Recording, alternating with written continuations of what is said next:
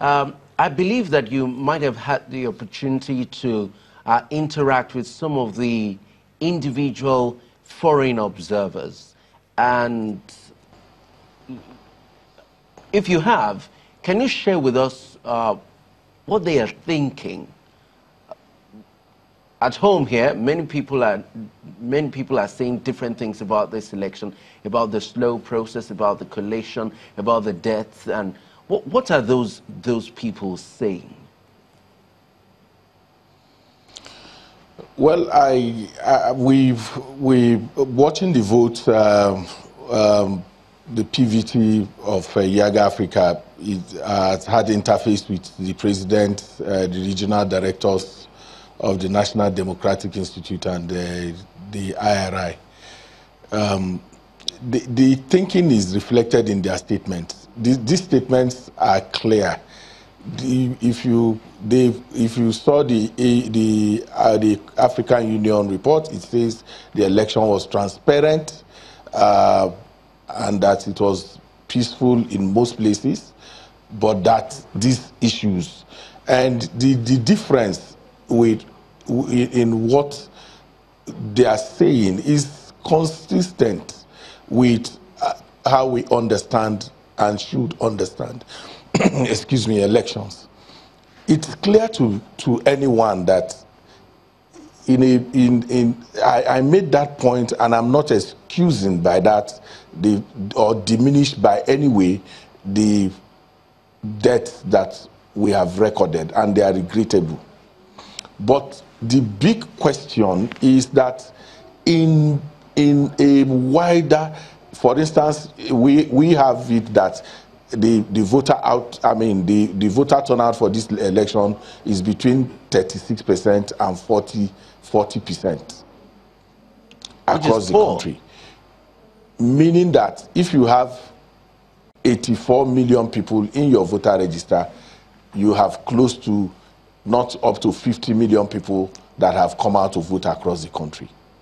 And this has serious questions about, first and foremost, our attitude, the whole attitude about elections, our attitude about elections. People collect PVCs. Do they really want to vote? Do they see those things as identity card issues? Do they think that that government will request the PVC, the identity cards for registration of their wards in school and all of those issues? So we need to interrogate all of that. But for the observers, they have stated clearly that their interest is to deepen democracy in our country, is to ensure inclusivity and participation. That's what they are thinking. And that the specter of violence that we see is a disincentive to growing democracy in our country. And so that's their thinking. But, excuse me, we have just started documenting. We've just started documenting issues around electoral violence and deaths and putting those figures out in a systematic manner. In time past, you didn't have this level of documentation that we're seeing. Osiwa actually engaged an outfit to do proper documentation. That's why we are able to see the figures coming from different states. That doesn't mean that these things were not happening in the past. It doesn't mean. But now you have the benefit of documentation, and the idea is to correct, to ensure that in future elections, we are in the outcome of the election audit that we're going to conduct after this election, we can all put together our thinking cap and think through how we can ensure that in future some of these things are reduced. One of the ways you could be thinking is the Interagency Consultative Committee on Election Security. In the conversations around security in this election, that contraction has been completely absent.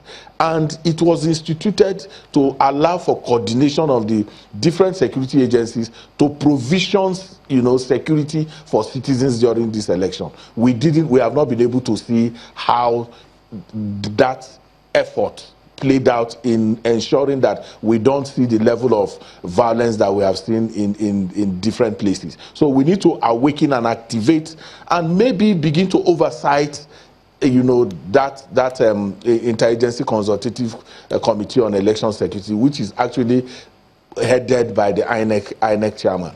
That's one. When we were also oversighting INEC and looking through the challenges that they have gone through and the ones they put out to us, we didn't take into cognizance that in the stakeholder pyramid of election, that there are other stakeholders whose role will also be important in ensuring that we have free, fair, credible, and acceptable election. And topmost in that will be the security agencies. We didn't think through what were the challenges. We didn't call them out the way all of us oversighted INEC. We are not talking to the politicians. For me, we pamper them so much. They are the ones who unleash thugs. They are the providers of the hoodlums who come to a place where people are voting orderly and take materials, burn them. When we will make analysis around those issues, we concentrate on the politicians and seem to leave out the politicians that these people are working for. The agency that brings about this violence is in some kind of safe cocoon, you know, looking at us, you know, discussing security, the number of deployment and all of that, but nobody is talking to the sponsors of these politicians. I think going forward that will be important, because if the politicians do not change their attitude to elections, if their desperacy is not you know, engaged and interrogated, no matter what level of planning that you do, their desperation will cast a black spot on our preparations. We also will have to consider our service delivery mindset, mentality in our country. You enter agreements with service providers, they sign MOUs. On the day of delivery, they come up with new issues.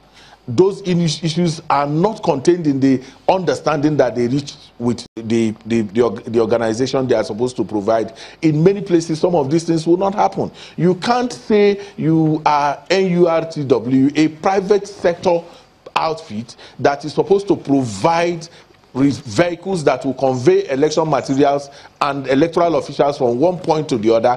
On the day of the election, you bring out new challenges.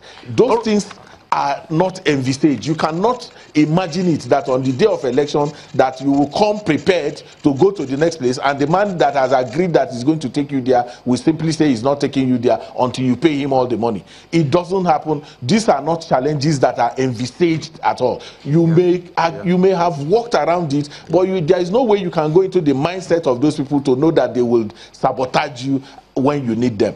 You can't also wake up prepare to do elections, and the security agencies who will convey materials will decide that it is that early morning that they are going to organize parade and begin a conference around what to do on election day. These issues may not necessarily be envisaged. They have something to do with our service delivery, provisioning, and mentality in our country. So if we want to engage elections, I am not by this saying that INEC do not have responsibility, but some of the other stakeholders who have responsibility seems to now take the back seat and pretend that they don't know that their roles during elections also contribute to the kind of crisis that we face in management and operations during elections.